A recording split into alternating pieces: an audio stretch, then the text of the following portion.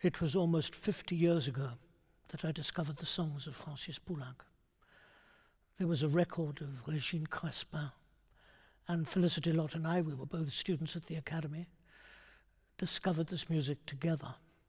And then there was an enormous impetus to try and get as much music, to discover as much about this composer as we could. I must say that right from the beginning, what was exciting about Poulenc was that he was a 20th century master. After all, we'd only just missed him. He died in 1963, and we were in love with his music in 1971. So he was in living memory. Many people in London had known him. Many people had seen him. The great baritone Pierre Bernac came back regularly to give masterclasses in London, and Felicity and I had lessons with him. He was immediate. He was both modern and, in a sense, eternal. Above all, he was a pleasure to sing and a pleasure to play at a time in the 1970s when the destruction of tonality seemed almost a given. Certainly the people in Germany, Darmstadt, were absolutely convinced that tonal music was bound to wind up and yield to the advance of atonality, serialism, and so on. So, in a sense, Poulenc was not actually fashionable, but he was exciting because the poetry was very modern and exciting. Apollinaire, Eluard. And he seemed to be an extraordinarily easy composer to sing and play. I'm not saying that the piano parts aren't difficult. I'm not saying that he didn't set many vocal challenges. But he was a pianist with a singer, and this is what we discovered with Bernac. They had worked together. They knew how the voice worked. They knew how the piano worked in conjunction with the voice. So having fallen in love with this music and got as much of it as we could, and of course there was a book by Bernac, not yet about Poulenc, but there was a book, an interpretation of French song by Bernac, and we immersed ourselves. And in doing so, we fell in love with a Poulenc whom it is very easy to construct, a Maurice Chevalier, generous, light-hearted, uncomplicated, slightly lazy, well-to-do, these songs just tripping out of him somehow without much effort. And in a sense, it's taken me 50 years to discover that this composer is far more complicated. In my book, Poulenc, The Life in the Songs, I talk a great deal about the Poulenc I thought I knew when I was in my 20s, and the real Poulenc who has emerged piece by piece and bit by bit as the years go by. He's more complicated, he's deeper, and his music really has not benefited from everyone thinking that he's light-hearted.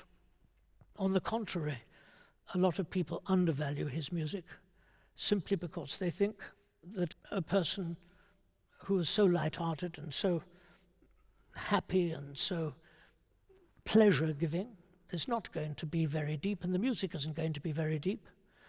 And underestimating the depth and profundity of Poulenc is something that many people have done.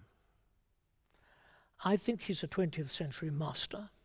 I think he's the most important song composer after Debussy and Ravel. I don't think there's anybody been like him since. I think he's worth examining in detail. If we begin with his life, he was born in January 1899 in Paris, that most wonderful of cities, at a time when it must have been quite extraordinary to grow up. His family were well-to-do. His father was a slightly distant figure, deeply Catholic. Poulenc was to discover that side of his nature later on in life. But his mother was very much interested in the theatre and opera and music, as was his rather naughty uncle Papoum, Marcel Royer. he took the boy to various music halls, and Poulenc actually escaped there with the help of the cook, who allowed him to go out to certain places of, we shouldn't say ill repute, but it's not where one would imagine the best place for a 12 or 13-year-old well-to-do French boy to go.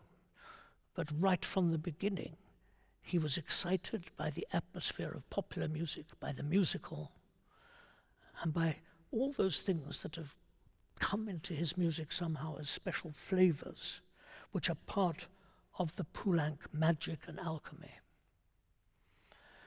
He was a great social person. I think he was amazingly gifted at making friendships. And he could charm anybody. He could work the room. He went into gatherings and knew who was important. He'd read the latest poetry. He'd followed the latest musical publications and even made it his business to see the latest pictures, because painting was a lifelong obsession. So really, in the beginning, he struck people as rather strange. Who is this tall, gangling young man who's terribly charming and seems to know everything? But bit by bit, he ingratiated himself, and bit by bit, he became part of an extraordinary scene. In 1918 or 19, when he'd been briefly called up right at the end of the First World War, like most of his generation, he was spared the worst bits.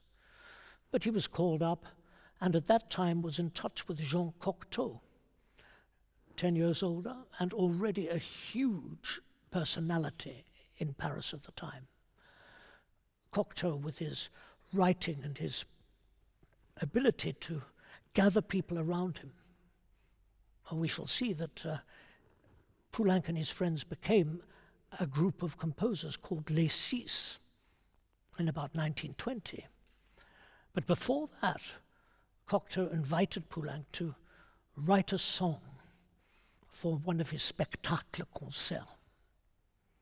And the song is a Spanish Venetian fantasy, absolutely extraordinary. It's a bull ring that is situated somehow in the middle of Venice. And here's the third verse of that song with the Cocteau text entitled Toréador.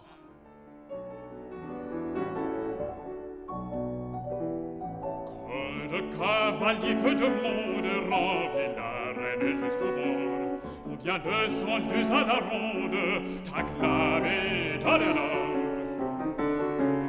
C'est fait, il entre dans l'arène avec plus de flegme qu'un ordre. Mais il put avancer à peine le pauvre Toréador. Il ne reste à son rêve morne que de mourir autour des yeux, en sentant pénétrer des cornes dans son triste front soucieux. Car Pépita se montre assise, offrant son regard et son corps au plus vieux donjon de Venise.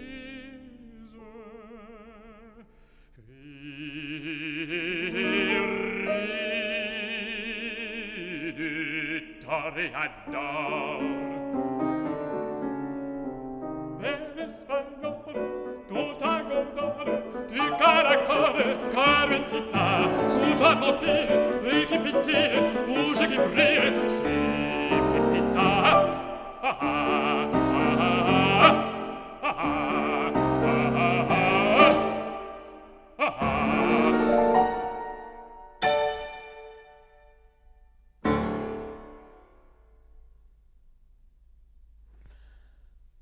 Of course, Cocteau was enchanted by Toréador, but Poulenc was extremely fortunate to be living at a time when big sonatas, tone poems and things were not required of young composers, cantatas. The ethos of the time was against all that. After the First World War, everything was simplicity, and of course, one of Poulenc's great masters was Éric Satie, who was extremely influential on the group of young people. that Poulenc was part of. I think it's extraordinary how Poulenc manages within very small limits to do marvelous things, and bit by bit throughout his career he grows and grows and grows, learning as he goes. But the most extraordinary thing is that the limits of his own compositional ability, which were 2-bar phrases, 4-bar phrases if we were very lucky, nothing that was organic, nothing that was thought through from A to Z like Fauré. Poulenc lived at a time and in a period when that's exactly what the doctor ordered. It's exactly what was required. Nothing pretentious, everything simple. So, in a sense, one could assume that Poulenc might have said, well, I could, of course, do vast symphonies and tone poems, but actually I want to do this very simple thing because we've cut everything to the bone for aesthetical reasons. Le Coq et l'Arlequin is a treatise that Cocteau wrote, all about how music had to simplify itself and how old-fashioned composers like Duparc and Debussy were no longer interesting.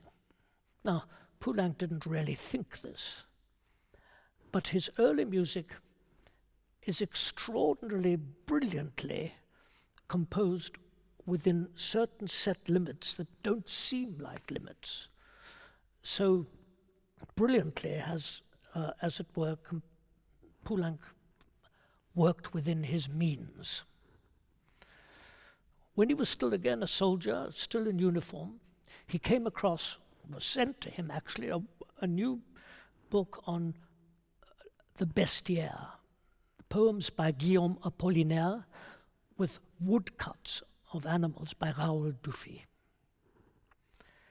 And Poulenc set a number of these. He wasn't to know that his fellow member of Les Six, Louis Duret, had also done all of these poems. But he immediately does something that is masterful.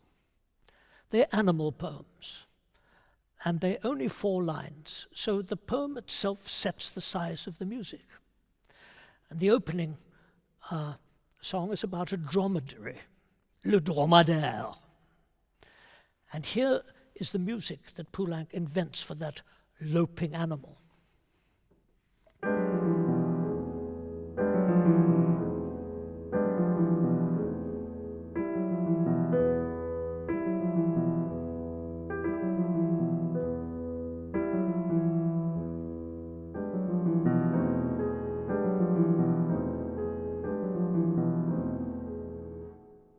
And then the voice comes in. Extraordinary, telling, piquant, modern enough to be very au courant. It's extremely present 1920s music, but it's never going to be found out for what it doesn't have. And at times it's as if Poulenc is even cocking a snook at the audience.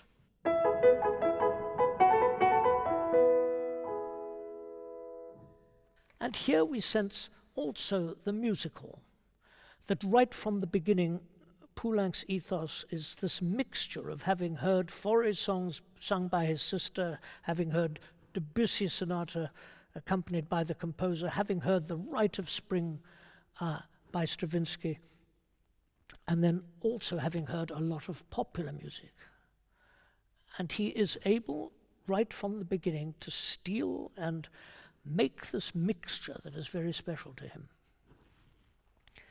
I think the masterpiece of Le Bestiaire is the last song. It is La Carpe. And it's the deep pool and the silence of these fishes who are fishes of melancholy, poissons de la mélancolie. Listen to how simple this is. I'll etch in part of the vocal line. And yet how effective in terms of the ripples of water, the depth, and in a sense nothing serious, just enough to give us a flavor.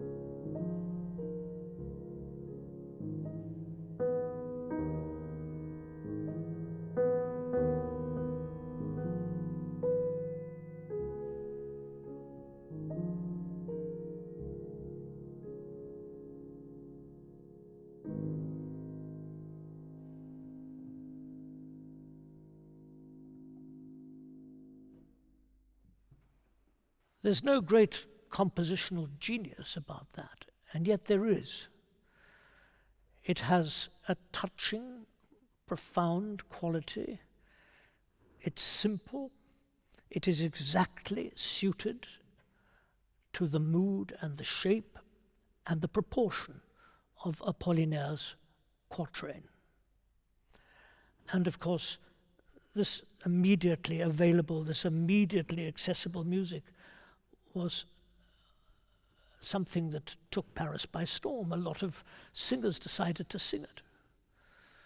And suddenly, Poulenc found himself the vogue, where he always wanted to be. He did take composition lessons with Charles Kerchlin, a person who gave him a huge amount of confidence and schooled him in things like choral writing, which was going to become one of his great specialities. He wrote a song cycle to poems of Ronsard in 1924, which I think is rather better than it's thought to be, but it's not typical Poulenc. It's a little bit self-consciously trying to be an important composer. He wrote a ballet, Les Biches, and the tunes came rolling from him, and somehow or other he had the ability to take these small cells of inspiration and knit them together. He was a great layer of mosaics, or like, stained glass window. Bits and pieces were joined and somehow were convincing. In 1926, he composed a cycle to very vulgar poems from the 17th century. The cycle is called Chansons Gaillardes. And he met a young baritone who was willing to sing them by the name of Pierre Bernac. And they were, of course, a popular success in a way, but they were really, really rude. By that, I mean that in the 70s and 80s, I thought they were quite fun, but now, when there's so much rudeness available everywhere in life, I find them less funny. Virgins and self-pleasuring and candles and all of them. And Poulenc really thought he was being the great wag. He was still at that stage of the 1920s when he was thumbing his nose at everybody, as somebody put it, leg Poulenc. And he was pulling people's legs, and he was outrageous, and he had money, and he had style, and he had wit. And these chansons gaillardes are still sung a great deal. They don't represent Poulenc at his absolute best, but they show an extraordinary ability to write melodies in any style. And here he does something that is partially a can-can, as if he was inspired by Offenbach, or one of those musical composers of the late 19th century, and partly neoclassical Stravinsky, I suppose, and partly music hall, and yet we still feel the period nature of the verse. And here is Bernac and the composer himself doing a song from that cycle, La Belle Jeunesse.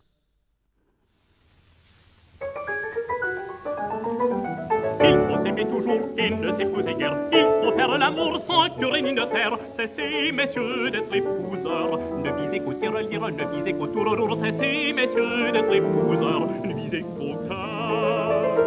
La la la la la la la la la la la la la la la la la la la. Cessez, messieurs, d'être épouseurs. Pour la messieurs, ne visez plus qu'au cœur.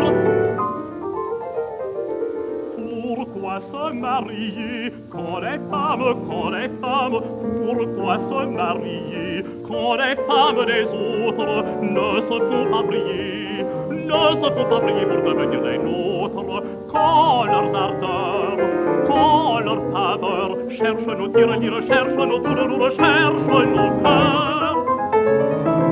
Il faut s'aimer toujours et ne s'épouser guère. Il faut faire l'amour sans curé ni notaire. Cessez, messieurs, d'être épouseurs. Cessez, messieurs, d'être épouseurs. La la la la la la la la la la la la la la la la la la la. Cessez, messieurs, d'être épouseurs. Pour la messieurs, ne visez plus qu'au cœur.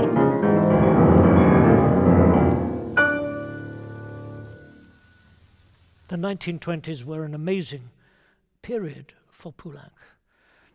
He even went to Vienna and was a guest of Alma Mahler. He met Schoenberg and Webern and Alban Berg, and actually felt that the music room of Schoenberg was a bit like a laboratory. And back in Paris, sitting next to Ravel and hearing the Prokofiev Third Piano Concerto, he realized that he belonged more with Stravinsky and Prokofiev, that touched element of neoclassicism and modernity, than he did with what was happening in the explorations of Vienna and the Second Viennese School. He also bought a house, a beautiful small chateau in Noisy in the Touraine, near Tours. And there, certainly for the first half of his life, if not a little bit more, he composed, entertained guests, always longing, however, to go back to his apartment in Paris, because he was, through and through, a Parisian. He was also somebody who delighted in mocking people. I mean, one of the great things about Poulenc is that bit by bit we discover bits and pieces of seriousness in his life. And over the years he becomes deeper and deeper as we peel off the varnish, as we get to know him better, and as he himself changes. But those years of the 20s, they were the years of madcap frivolity, and that's not entirely Poulenc's fault. Life was like that. Everybody had money, everybody was throwing wild parties. We know very little about his emotive life at that period. Actually, we know very little about his emotive life at all. But he was moving in a smart set. He also was brilliantly good at managing publishers. One of the things about Poulenc not being wealthy, and I think that's always a misunderstanding, the Poulenc name is associated with a great chemical firm, but it was all sold out before his time, and he lost all his money anyway in a big crash at the end of the 20s. So he was extremely determined to make money, to play in concerts, to give lectures, to travel. My goodness, he traveled. He was driven. I think that's the one thing that it took me a bit of time to discover how driven he was. He wasn't casually able to just let it. He was a person of obsessions and addictions, and he was driven. One of the most interesting cycles of the 20s is the Air Chanté. These are 4 poems by Jean Mauriac, who was a friend of Debussy and who was taken very seriously as a poet of the Impressionists. He was high-flown and grand, a bit like Le Comte de Lille, I think you would say. And Poulenc said that he detested him, and he agreed nevertheless, I think the publisher was keen on the idea, to write a cycle of songs. But on this occasion, he took the songs and made fun of them. We're going to hear the Air Vif, sung by Gérard Souzet. And here is the poem. The poem is extremely serious. The bounty of the orchard and the garden in bloom, the flowers of the fields of the woods, burst with pleasure, and above their heads, alas, the wind swells up its voice. But you, noble ocean, which the onslaught of the tempests cannot ravage, certainly with more dignity when you lament, you lose yourself in dreams. Admittedly, not such a great poem, but listen to how Poulenc sends it up.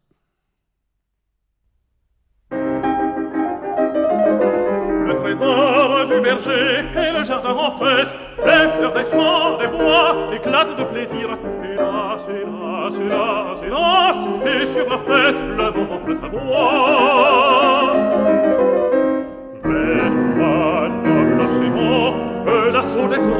saurais ravager, certes plus dignement, lorsque tu te lamentes, tu te prends à songer. Le trésor du verger et le jardin en fête, les fleurs des champs, des bois éclatent de plaisir, hélas, et sur leur tête, le vent fait sa voix.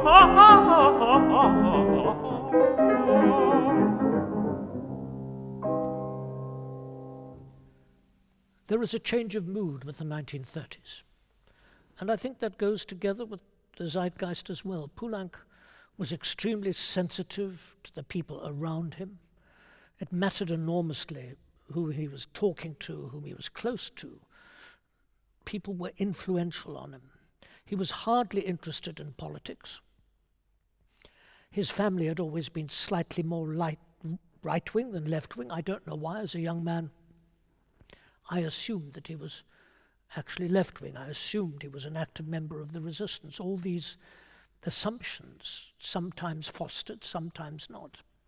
We invented our own Poulenc, and the composer made very sure that we were able to do that by selectively putting information in the public sphere and managing his own reputation and his own story by many concerts and anecdotes, and it's very, very, very confusing for the scholar to see how these anecdotes change from time to time.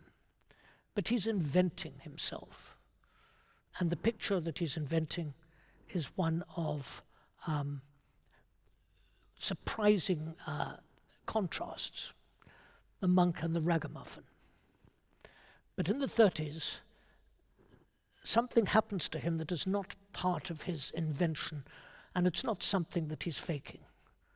And that's what's wonderful about him for those of us who care so much about song, because it's meetings with great poets, and I don't actually mean physical meetings, I mean meetings with their work, that begin to make a huge difference in terms of his writing. It's like when he comes across certain poetry, he changes. He becomes more lyrical. Now, we've seen Le Bestiaire, that's from 1919. But by 1930, he's back again at Apollinaire and choosing vignettes and songs that are beginning to be more atmospheric, more heartfelt, more in the spirit of Apollinaire. And there surely could never have been a better poet and composer to be together than Francis Poulenc and Guillaume Apollinaire. Their love of Paris, their love of imagery, their love of shocking people and at the same time embracing them. It's an extraordinary mixture. And the first time in the songs that we hear the real Poulenc is in Hier, which is the third of the Trois Poèmes de Louise Lalande, Yesterday. It's nostalgic. It's about all the yesterdays that we can never recapture. It could be sung by Edith Piaf. It's not a musical song, and yet it has a type of musical flavor to it.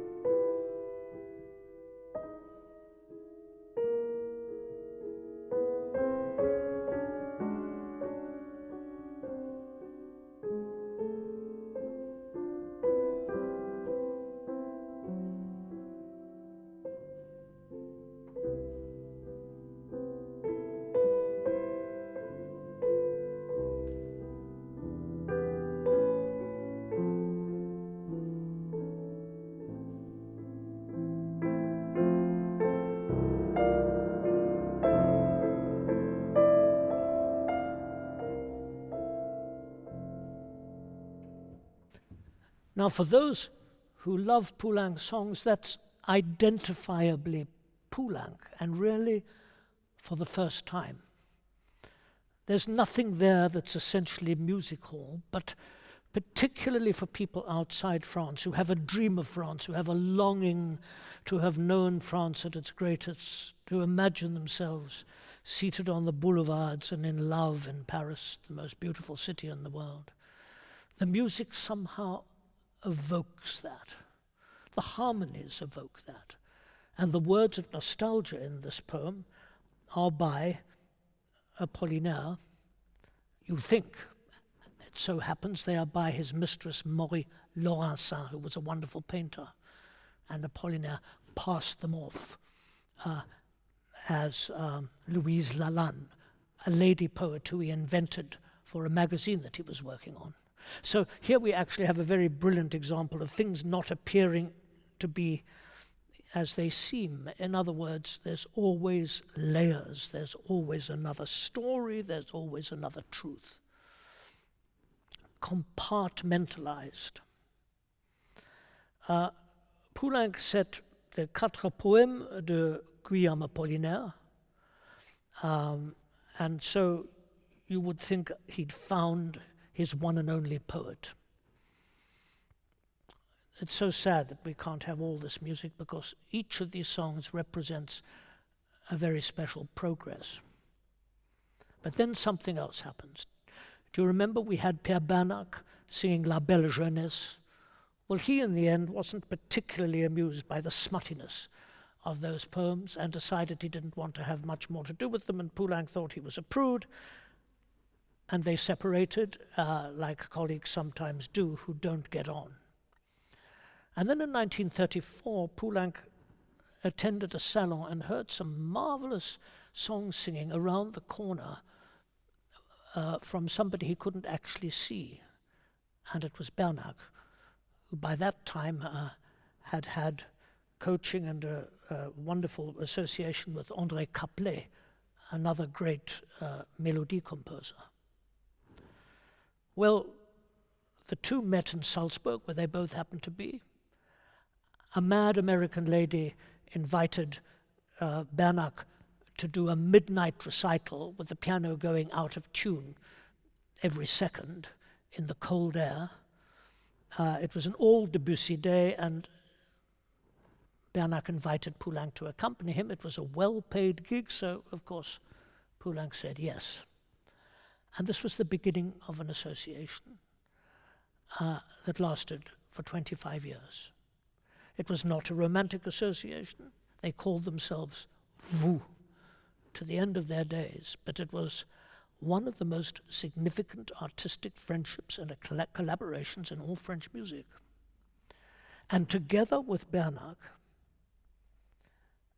and together with various other experiences in his life in 1936, which is to say a conversion, a reconversion to Catholicism via an extraordinary experience at the shrine of the Black Virgin at Rocamadour, up in the mountains in the Uzerche. Poulenc re-embraced the faith of his fathers. There were other things. Politics were becoming darker right throughout Europe. He had a settled relationship with a singer, and it's now that the poetry of Paul Eluard enters into Poulenc's life.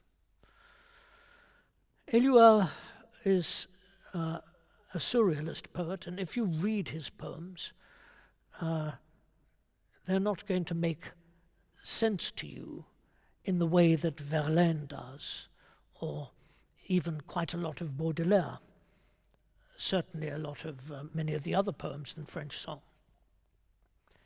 But they have a magic and a lyricism, and they have depth. And it's this lyricism and depth in the words, allied with the accessibility of Poulenc's harmonic world, that produces a balance between word and tone which is unique and special. The difficult words are made more accessible, and the gorgeous music, instead of crumpling into sentimentality, becomes sharper, stronger, more telling deeper. So, for the very first recital that these two ever did, in 1935, there is a cycle written of Eluard. It's called the 5 Poèmes de Paul Eluard. And again, we recognize some of these songs more than others. But I want you to hear one. It's called Plume d'eau claire, where we actually really do hear for the first time. It's only a page, it's a few seconds long, but we hear the genuine lyricism of Paul Eluard and how it affects Poulenc and how the song actually blossoms and flowers both harmonically and rhythmically with this language. Difficult words, but they mean something to Poulenc, and thus we imagine we understand them as well.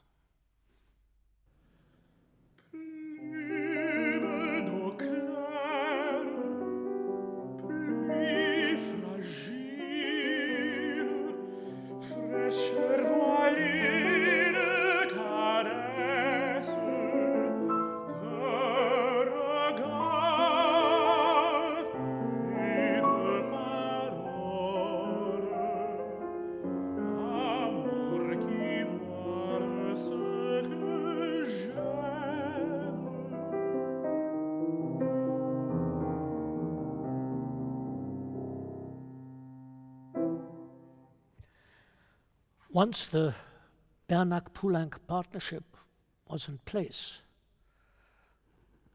the composer, as it were, adapted to the changing circumstances of the world. Maybe because of the conversations he was having with Bernac, who cared much more about politics and about the injustices, the rise of fascism throughout Europe, the grave dangers in which Europe found itself in Italy and Spain in the late 1930s. And in a sense, we are now moving towards a watershed work in Poulenc's songs. There's been Apollinaire and there's been Eluard, but now, in 1937, Poulenc writes a cycle entirely to Eluard's words, many of these words associated with his deep and profound love for his partner, Maria Benz, whose nickname was Nush. And Nush Eluard, 17 times painted by Picasso. And here again we get that magical confluence of Eluard's friendship with Picasso and Poulenc's admiration of Picasso, and that extraordinary thing about French artistic life where everybody tends to know each other. We imagine talking in the cafes, meeting, an interreaction of the arts, which has always been the Francophile's dream about what makes French artistic life so attractive. But there was this great work, and it's called Telle Jour, Telle Nuit. And it's a cycle of 9 songs, and the title means, as is day, so is night. And at the end of that song that we heard Ben Jonson sing, the Plume d'eau claire, we had these notes.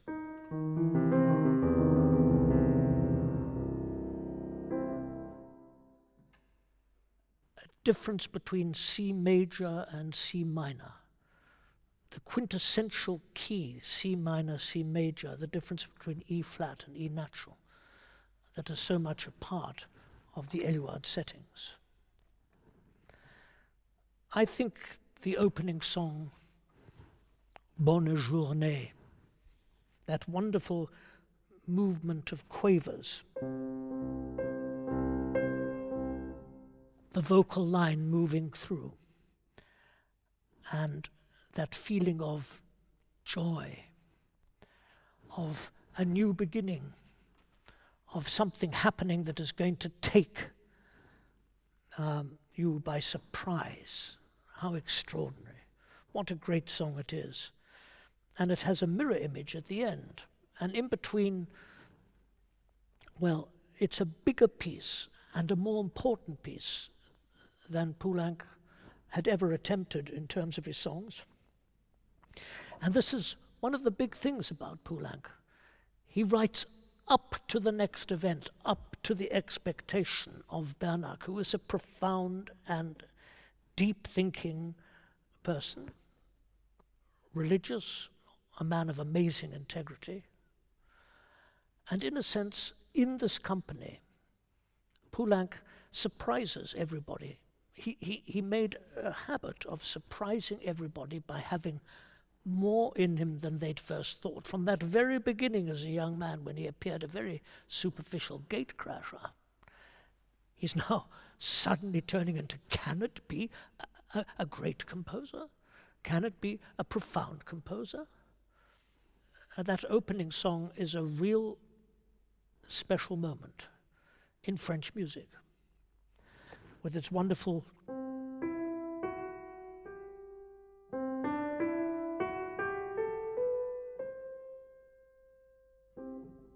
that sharpened fourth, a Lydian scale. And as chance would have it, it suddenly occurs to me, written almost at exactly the time that Benjamin Britten, in his Michelangelo sonnets, was using also a sharpened Lydian fourth.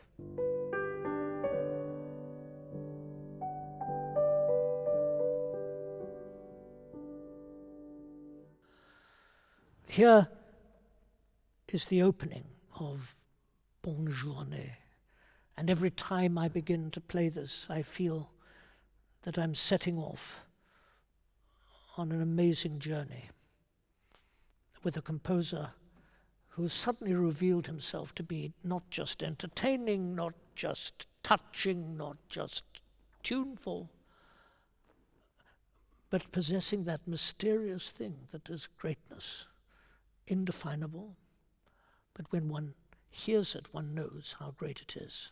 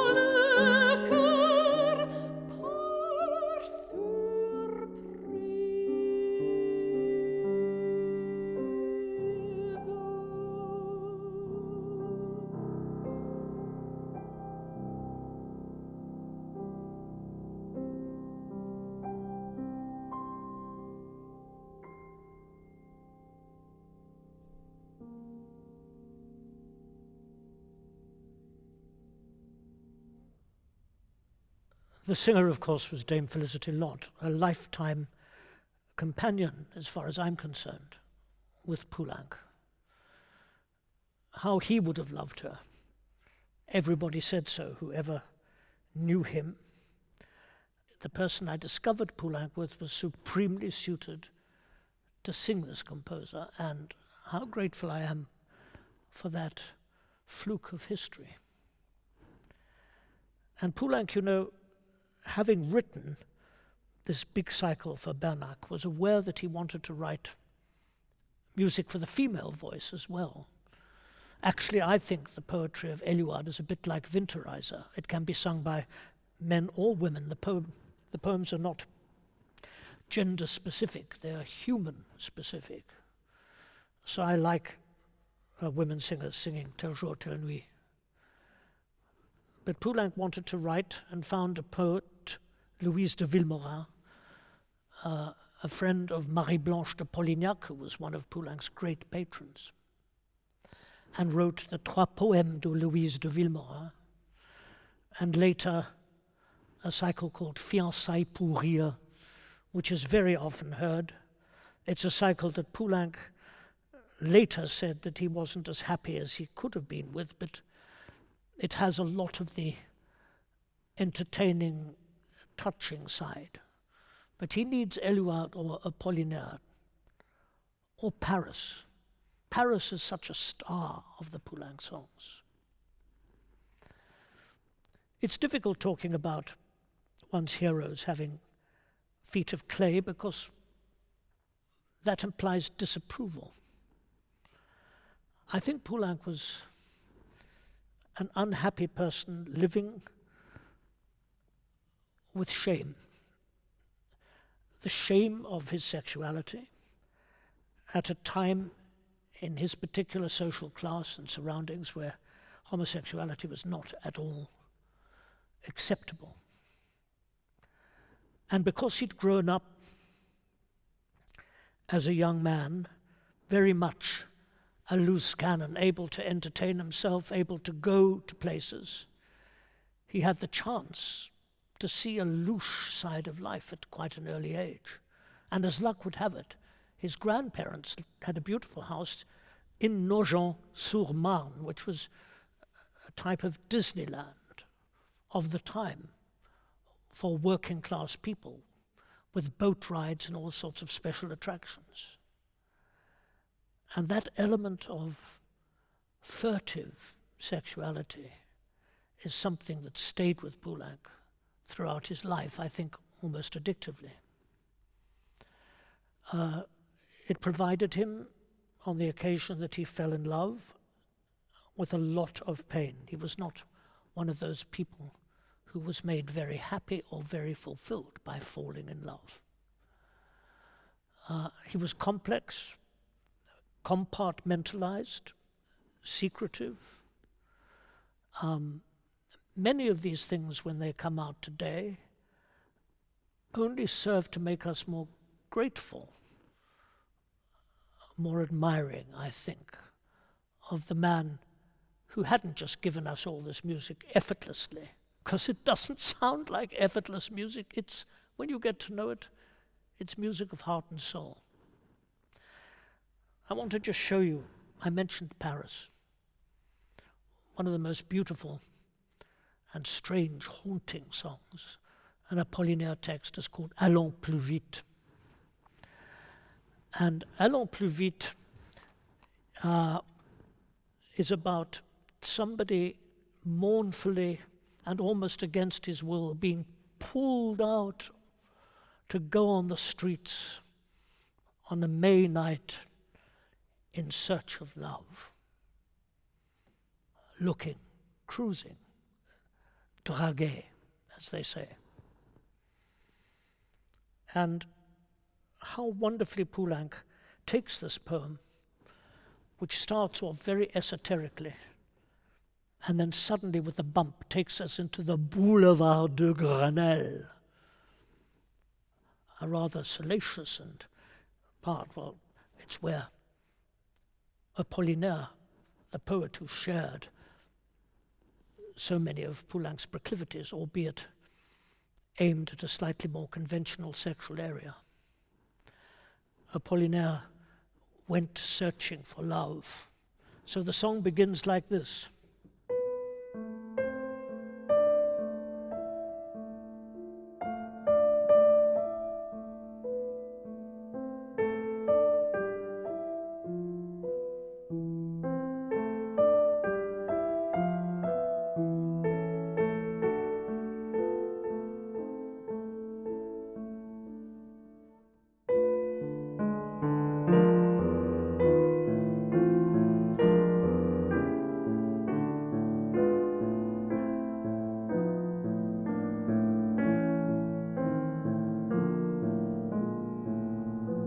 And then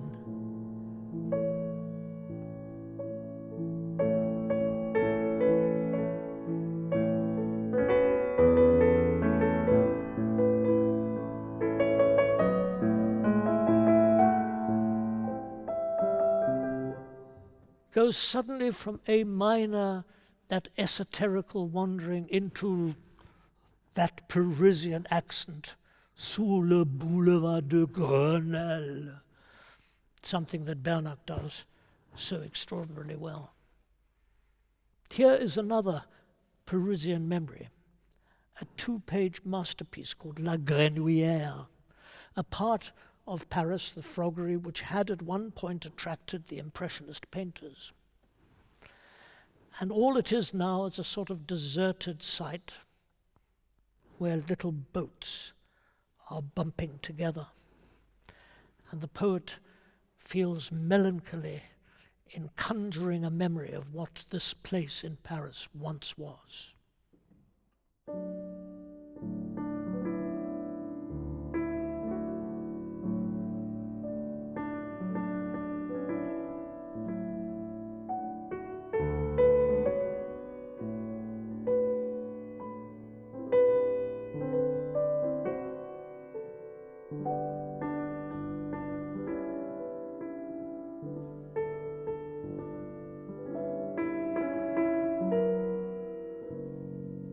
And how wonderful it is that a composer can actually, and this is a sign of a great composer, this is what a Schubert also does, the idea of old boats tethered together and rocking gently in water.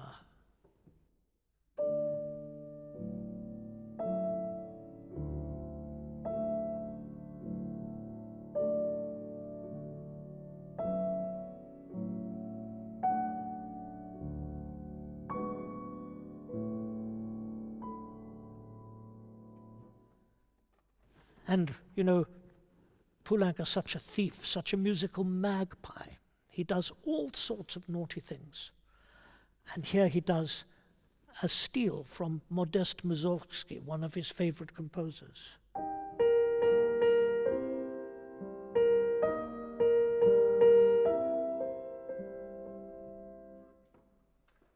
Almost a direct quote from the nursery cycle.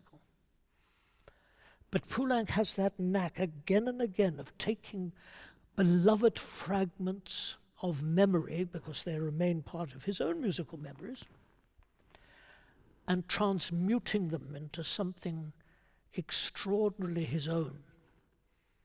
No sense of stealing, no sense of plagiarism.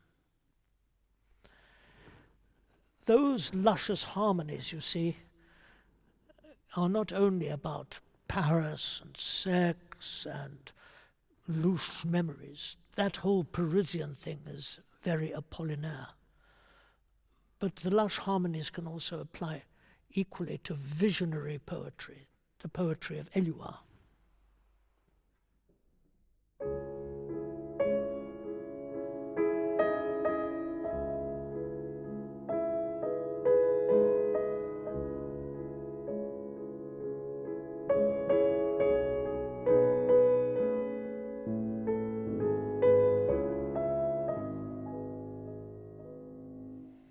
Tu vois le feu du soir. And it's here, in a song like this, it's of course Paul Eluard talking about the amazing visionary qualities in the woman in his life, Nush. But it actually produces music that is profound. I defy anybody else to say this is just amusing or light-hearted or champagne or louche or with a wink. When Poulenc is in this Eluard mood, or when he's in his church moods as well, in some of his very great religious music, there's no question of the depth and the sincerity of his feeling, and those 7th and 9th harmonies, which everybody likes to characterize as gorgeous, well, actually they go beyond gorgeous. They go to a greater depth of expressivity. In 1938, he composed a poem of Charles d'Orléans, a person who was taken prisoner of war at Agincourt. So we're talking about a 15th century French poet. Pray for peace. And he evokes this miraculous little piece. I'll play part of it.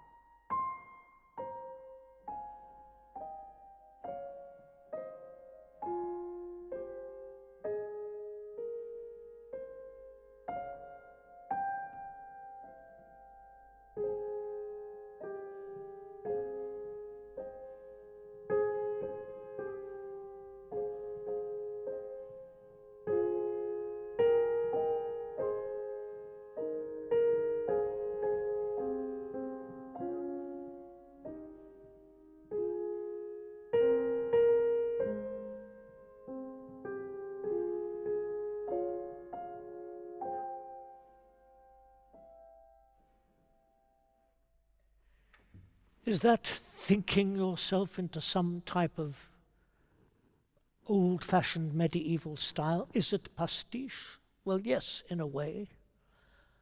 But the severity of that goes together not only with the 15th century background of Charles d'Orléans, but by the terrifying political environment of 1938, when everybody thought that war was coming. And it's precisely then that Poulenc wrote the song. One of his most important songs about war is the only piece he ever wrote for the tenor voice. This is called Bleuet, and it's Anthony Rolfe Johnson singing it, a dear colleague who's been on this platform with me and who's no longer with us. It's 10 years ago this year that he died. But I was present when Anthony Rolfe Johnson sang this song at a Pierre Bernac masterclass. It's about a young rookie soldier waiting to go over the top. And Apollinaire, who's older and more experienced, is seeing this young man who at 5 o'clock, 17 heures, is going to face death. And the extraordinary simplicity and depth of the music and the coda, lenteur immémoriale, it takes the song into the realms of greatness. And when Anthony Rolfe Johnson had finished singing it, Bernac on stage said, "My God, what a singer you are." Not at all, by the way, what he said to most of the other singers when they had completed their music. So here is Bleuet, the young man facing death in the trenches.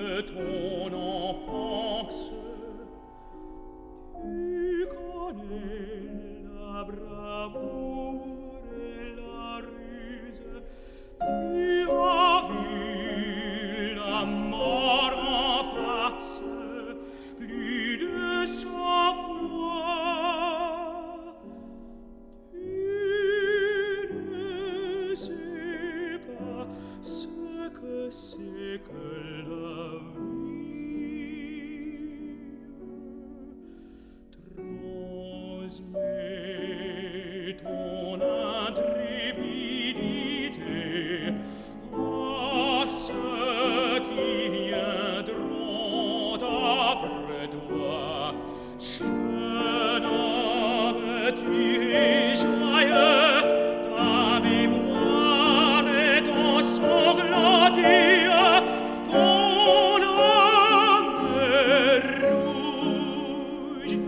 aussi de joie.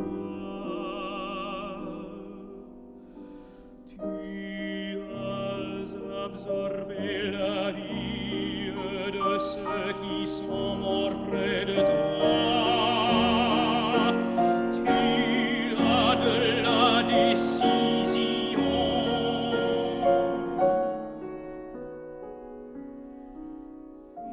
Il est 17 heures et tu saurais mourir, sinon mieux que tes aînés, dis-moi plus pieusement, car tu connais mieux la mort que la vie.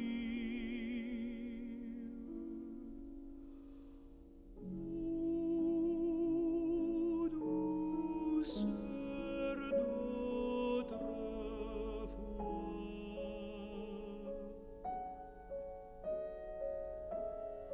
la immémoriale.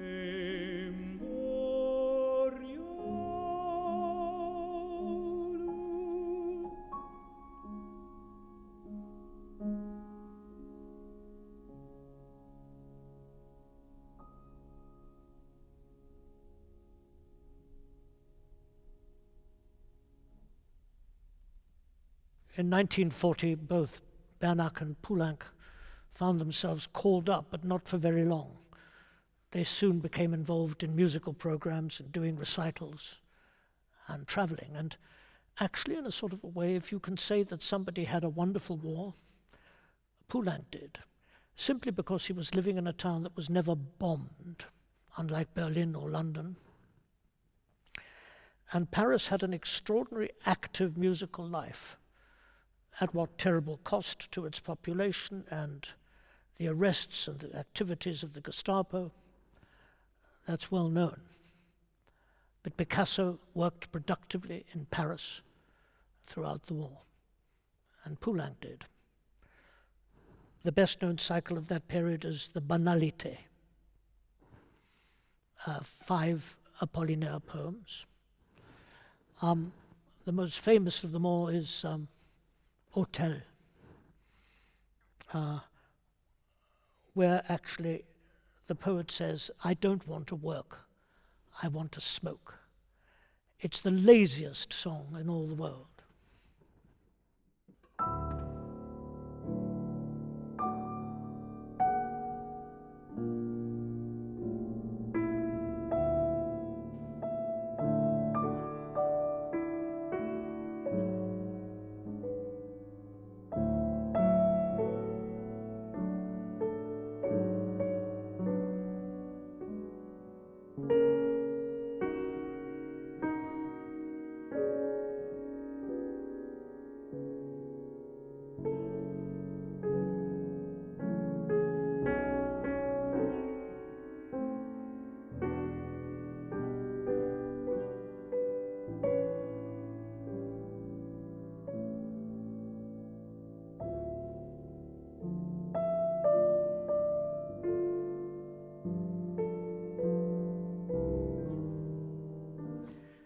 So difficult to try and etch in a vocal line. But the effect of that song is again Parisian, again gorgeous, and yet not sentimental.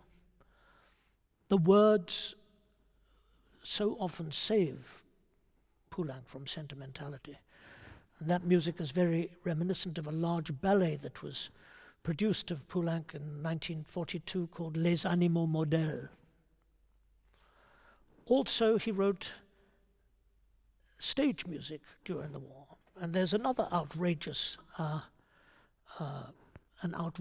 bit of thievery. A waltz called Chemin de l'Amour, which you've heard so many times, so many of you, in the concert hall.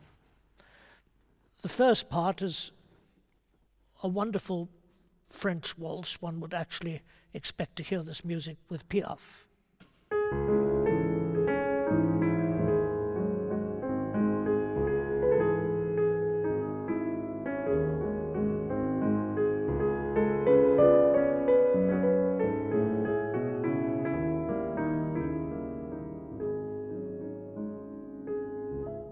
And so on. But when the tune comes, listen.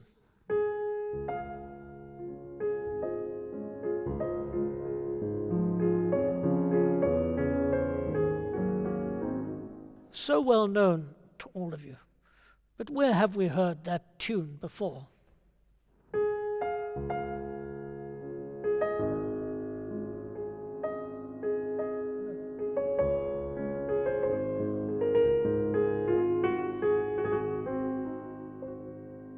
How is it that Poulenc can truly get away with just adapting the Rosenkavalier waltz of Richard Strauss?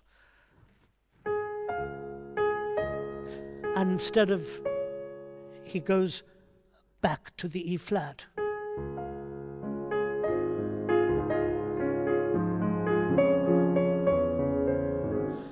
And it's his, an appropriation, a légère de main that's quite extraordinary. It's the thieving magpie, but we never actually want to hunt out that bird and shoot it from the sky, because what it steals, it transmutes into something valuable in its own right. I'm going to actually have to, with great pleasure, say that we really have to hear the second verse of that song, inimitably done by my great colleague and partner, Dame Felicity Lott. Si je dois l'oublier un jour, la vie effaçant toute chose, je veux dans mon cœur qu'un souvenir repose plus fort que l'autre amour. Le souvenir du chemin où tremblant et tout est perdu. Un jour j'ai senti sur moi brûler tes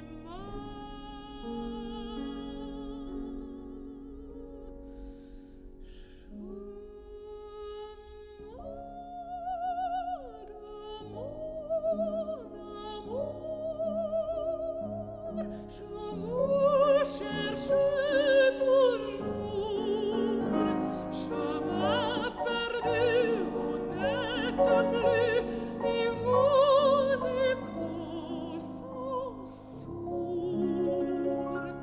Chemin du désespoir, chemin du souvenir, chemin du premier jour, devint chemin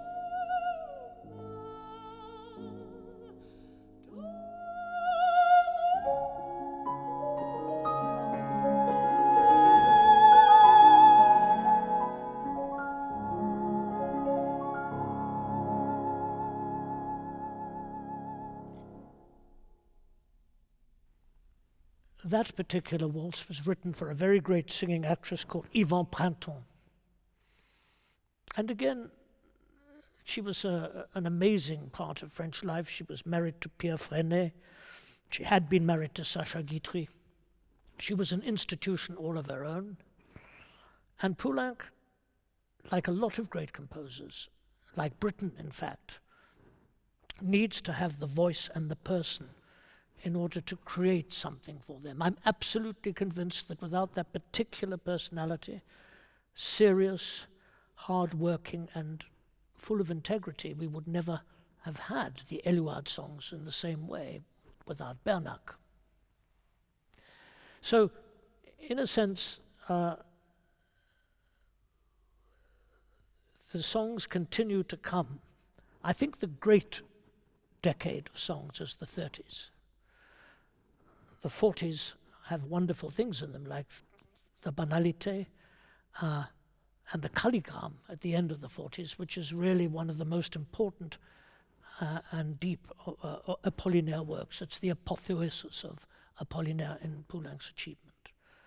But there are other remarkable songs, some of the songs you know so well. This opening.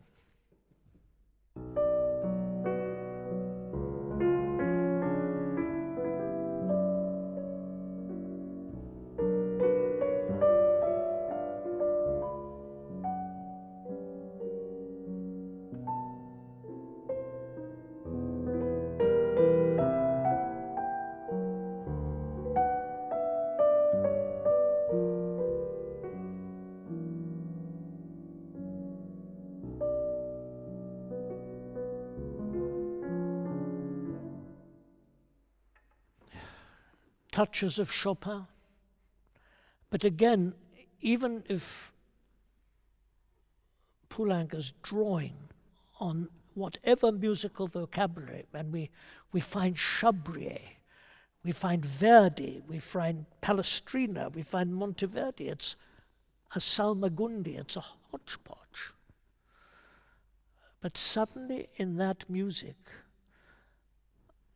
which is about memory, depth of feeling somehow transmuted into something acceptably of the past so that it's no longer painful, a love that has been and which lingers.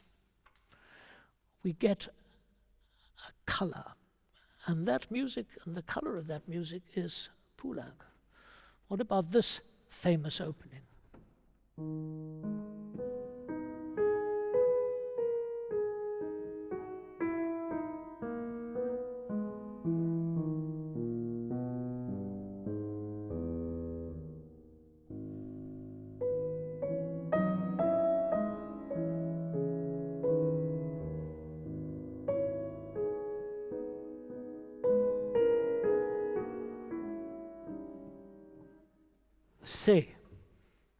Really one of the most famous songs because it talks about the fall in France and it talks about the terrifying aspect of the Germans having taken over, trampled French history. The poem by Louis Aragon reads in another way. It says, France has had this coming to it, my poor France, with all those kings of the Loire Valley and the insensate dukes and all the false glories, le long lait de gloire faussée. All those false glories, this is what we have got. We are laid low, we are invaded, the country is in the hands of the enemy. But Poulenc prefers not to give a Marxist history lesson about French history. Instead, in a very daring way, he produces sequences of such beauty. They could be so sentimental when done in the wrong way or if they misunderstood. But he manages it because the spirit of France that is fighting back against the Nazis is not only the elite, it's the very people at Nogent-sur-Marne or at those music halls when he was a boy. That is the French populace who is suffering and fighting back.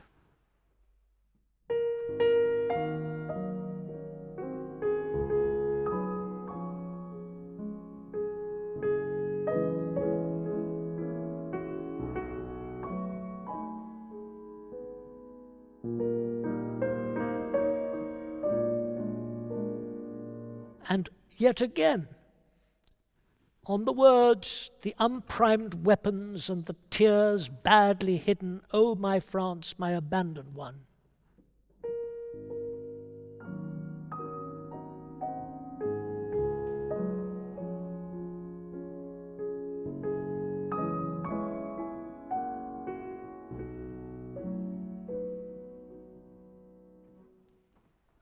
Little wonder that when this song was first performed in occupied Amsterdam, the Dutch, who are given usually to according artists standing ovations, stood after the song, but stood in silence.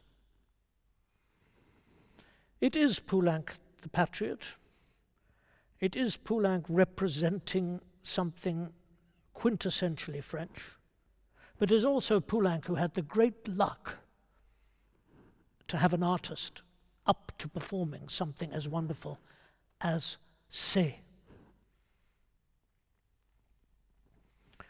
In 1945, and this is really the last recording that we're going to hear in this lecture, Poulenc finished a song called Montparnasse. It's an autobiographical sketch of Apollinaire in Paris when he was a young man. Like so much of this composer's music, it's to do with memory, the ache of things not being what they once were, of trying to recapture with the Proustian Madeleine, as it were, some of the atmosphere's flavors of memory.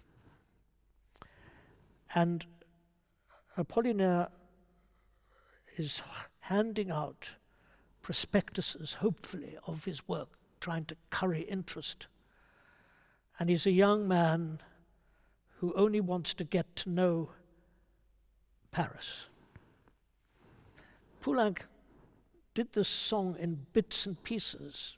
He proudly says, I found the music for that in 1943, and I found the music for that in 1944.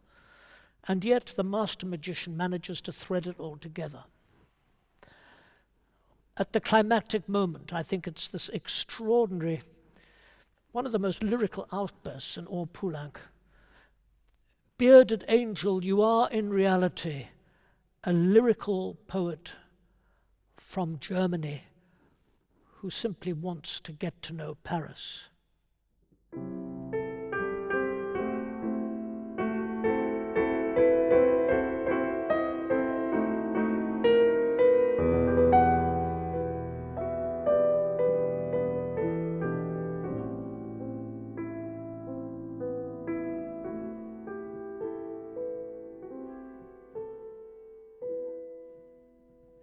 Qui voulait connaître Paris, and Bernac used to say, before the word Paris, a little hesitation because it's so magical to say the very word Paris.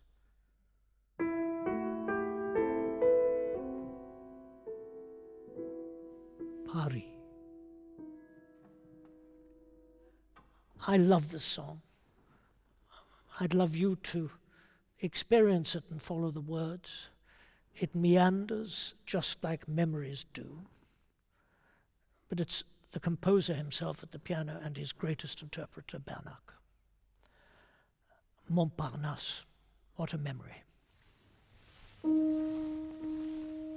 Aux portes de l'hôtel, avec deux plantes vertes, qui ramènent, porteront de fleurs. Où sont mes fruits? Où me planter-je? Aux portes de l'hôtel, un ange est devant toi, distribuant des prospectus. On n'a jamais si bien défendu la vertu. Donnez-moi pour toujours une chambre à la semaine. Ange barbu, vous êtes en réalité un poète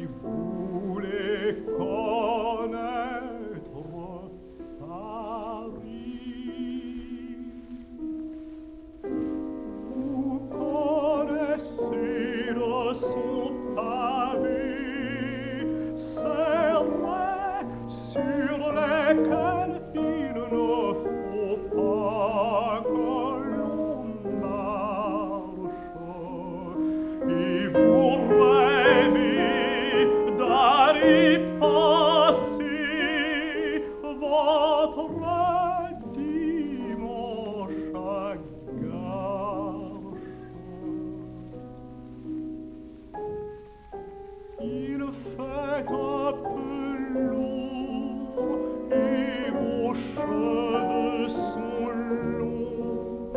Ô bon petit poète, un peu bête et trop blond, vos yeux ressemblent tant à ces deux grands ballons qui s'en vont dans l'air pur à l'aventure.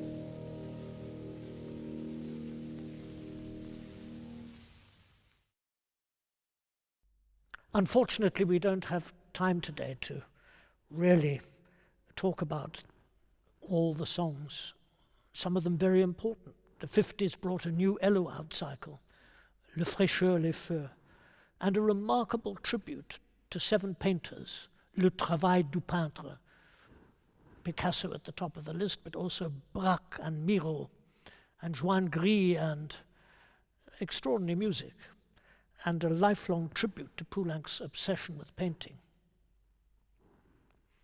At the end of the association in 1959 with Pierre Bernac, who felt that he had to retire, not singing well anymore, I think he retired too early. But Poulenc made a remarkable association with another singer altogether, Denise Duval, a soprano, not an expert in melody. And all of a sudden we experience a new Poulenc moving down south, becoming more Italianate, finding an Italian publisher. Les Mamelles de Trésia, written for Denise Duval, and above all, Dialogue de Carmelite. And La Voix Humaine, all written for her. In other words, as she came into his life, he changed shape as a composer, changing magically in a metamorphose, to quote one of the titles of his cycles, to accommodate the artist that he was working for. I wish I could say more. I would ask you to read what I have written in my book, because that is a heartfelt explication of my discoveries, of coming to terms with Poulenc not being exactly the person I thought he was, being surprised and a little hurt at first, and then discovering that, in a sense, his achievement seemed to me all the richer because it wasn't quite as simple and easy as his publicity, as his self-invented publicity machine had made it out to be. Instead, we have a very vulnerable person who, like all of us, had many faults. He had a daughter that was hidden from almost everybody, including his beloved niece, until after he died. And even that complexity gave him a chance to have a role as a family person behind the scenes and secretly that we don't know about. It's layers of the onion. And the more we know that in this extraordinary life there were many layers, the more likely it is that we look beyond the beautiful, gorgeous, lovely 7th and 9th gushy harmonies and hear the pain, hear the depth, hear the love. And I think that's what saves Poulenc's music and renders it immortal. Because whatever flaws this man had, like all the great composers, like all the great song composers, Schubert above all, he had the ability to express real love in the music. I'm going to give you an instance of that. It's an English piece. You all know the poem. Tell me where is fancy bred, or in the heart or the head, and how begot, how nourished, reply, reply. It's engendered in the eyes with gazing fed and fancy dies in the cradle where it lies. Let us all ring fancy's knell. He was asked to take part in a project where Kodai, Britain, and he were going to end a book of songs organized by the Countess of Harwood at the time, later Mrs. Thorpe.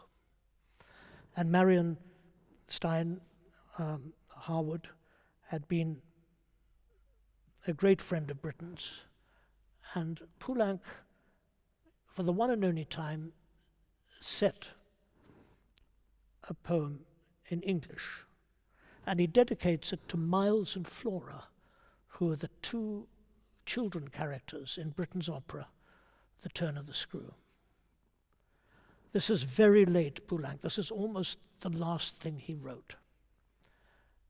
But it has a certain type of simplicity of perfection, even when played as a piano piece.